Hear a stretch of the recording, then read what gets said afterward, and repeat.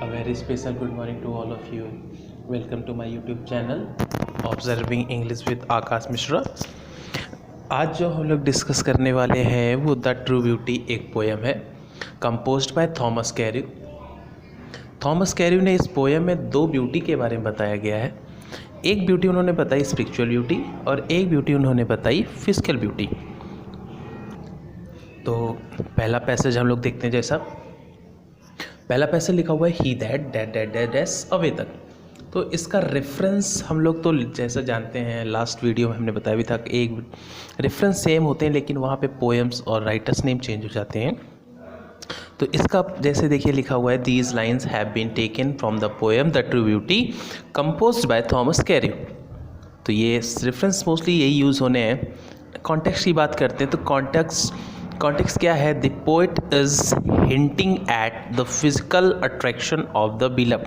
कहने का मतलब जो कवि हैं वो अपनी लवर मतलब प्रियतम के शारीरिक आकर्षण के विषय में संकेत कर रहे हैं। अब इतना आपको क्लियर हो गया क्या संकेत कर रहे हैं? जो कवि हैं वो अपने लवर के शारीरिक आकर्षण के विषय में संकेत कर रहे हैं। अब हम लोग डिस्कस करते हैं इसके एक्सप्लेन के बारे में। तो एक्सप्लेन क्या है देख सकते हैं आप, लिखा हुआ है the poet says that for most people physical charms such as rosy cheeks, coral lips and star-like eyes are the basic requirement for the substance of their love। Means कवि क्या बता रहे हैं कि ज़्यादातर मनुष्यों के लिए शारीरिक सौंदर्य जैसे गुलाबी गाल, लाल होंठ और तारे जैसी चमकीली आँखें उनको क्या करती हैं? उनके प्रेम की पुष्टि के लिए आवश्यक होती हैं। फिर लिखा हुआ है These physical attractions supply fuel to the fires of their love। कहने का मतलब ये शारीरिक आकर्षण उनके प्रेम को बढ़ावा देते हैं। Physical beauty is temporary. शारीरिक सौंदर्य अस्थायी होता है। It will die with the passage of time. ये समय के साथ नष्ट हो जाएगा।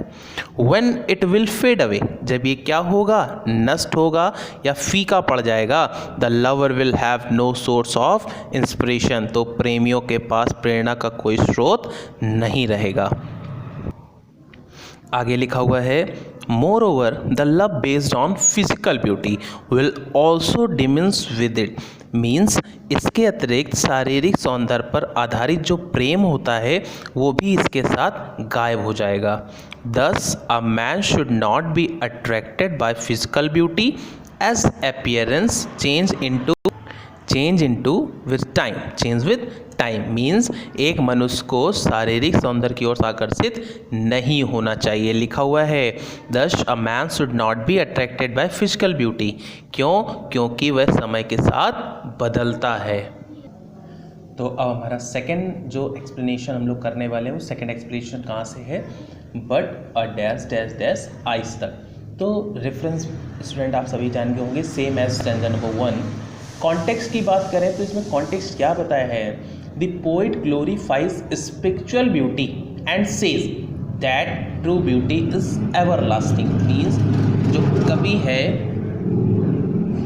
वो आध्यात्मिक सौंदर्य को बता रहे हैं या उसका गुणगान कर रहे हैं और कह रहे हैं जो सच्चा सौंदर्य वह हमेशा बना रहता है, वह शाश्वत रहता है। तो अब देखते हैं इसके कॉन्टेक्स्ट तो हो गया, एक्सप्लेन की बात करते हैं। The poet says that the true beauty lies in a smooth and firm mind, gentle thoughts and काम डिजायर्स। मीन्स जो कवि है वो सच्चा सौंदर्य, कोमल एवं दृढ़ मन, शिष्ट व्यवहार मतलब अच्छा व्यवहार और शांत इच्छाओं में स्थित रहता है। उन्होंने बताया कि जो सच्चा सौंदर्य कहाँ स्थित रहता है? तो जैसे कोमल मन हो गया, अच्छा व्यवहार हो गया और शांत इच्छाएं, वहीं पर सौंदर्य स्थिर होता है। उसके आगे उन्होंने बताया a women with a constant and stable mind with noble thoughts and simple desire will always be a source of inspiration. क्या मतलब है इसका? मीन्स सुंदर विचार, एक निष्ठ और शुद्ध इच्छा, अच्छी इच्छा मतलब पॉजिटिव थिंकिंग एवं स्थिर मन वाली जो महिला होती है, जो लेडी है, हमेशा प्रेरणा की स्रोत होती है। फिर आगे क्या लिखा हुआ है? These qualities will make her virtuous. ऐसे इन गुणों पर आधारित प्रेम कभी फीका नहीं पड़ता, या ऐसे समझ सकते हैं these quality will make her virtuous. कहने का मतलब है पवित्र मन और स्नेही हृदय से उसका प्रेम और ज़्यादा बढ़ता है।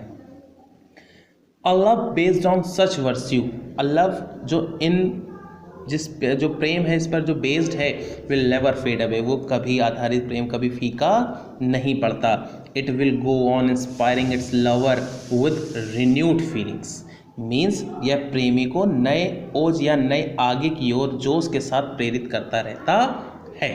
The poet thus praises the beauty of mind and soul and condemns mere godly charms। इस प्रकार कवि मन और आत्मा की सुंदरता की प्रशंसा कर रहे हैं और शारीरिक सौंदर्य की निंदा कर रहे हैं। और आपको एक्सप्लेन समझ में आ गया होगा।